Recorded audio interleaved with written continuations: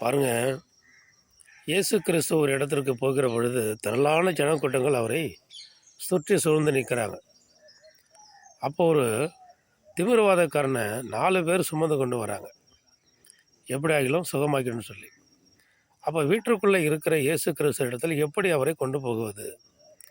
அவங்க என்ன பண்ணுறாங்க, 4 பேரும் அந்த மனிதனை மேலே தூக்கி மேல் வீட்டு கூரையை பிரித்து இயேசு கிறிஸ்துக்கு முன்பாக இறக்குகிறார்கள். அப்போது அவர் அவர்களுக்கு அந்த மனிதனை சுகமாக்குகிறார்.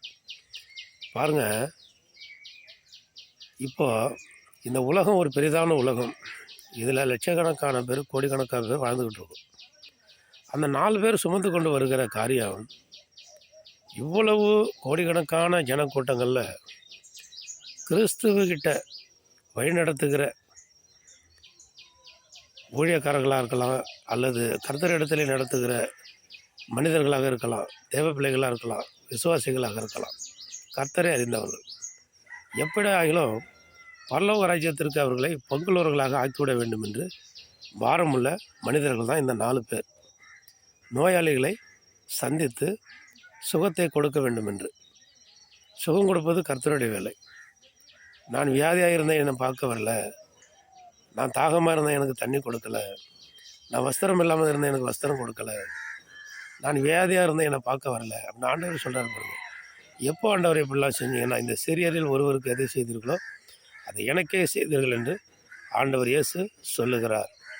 அப்போது அந்த மேல் கூரையை பிரிப்பது எதை குறிக்குதுன்னா, வானமண்டல பொல்லாத சேனைகளின் ஆவிகள் இருக்கு பாருங்க. வானமண்டலனுடைய ஜெபம் ஆண்டவருடைய சன்னிதானத்திற்கு, பரலோகத்திற்கு போகாதபடி தடை செய்கிற பொல்லாத ஆவிகள், வானமண்டல பொல்லாத சேனைகளின் ஆவிகள், அவைகளை தகர்ப்பதை இந்த இயேசு கிறிஸ்து இருக்கிற இடத்திற்கு நம்ம ஜெபங்களை கொண்டு போகணும், நம்ம விண்ணப்பங்களை கொண்டு போகணும். அப்படியாப்பட்ட வியாதியஸ்தர்களை சுகமாக்க வேண்டும். பொல்லாத மனிதர்கள் இயேசுவினிடத்திலே வர வேண்டும், அவர்கள் குணம் பெற வேண்டும், அவர்கள் லட்சக்கணக்கான ஜனங்களுக்கு சாட்சியாக இருக்க வேண்டும் என்பதை இது குறிக்கிறதாக நம்ம எடுத்துக்கொள்ளலாம்.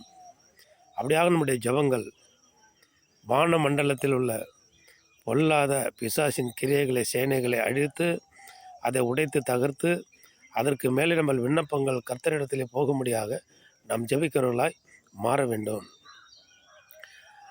வியாதியஸ்தர்களை சந்தித்து ஏசப்பாகிட்ட கொண்டு வந்து சேர்க்கிறவர்களாக நம்ம இருக்கணும். ஆமேன். அல்லேலூயா.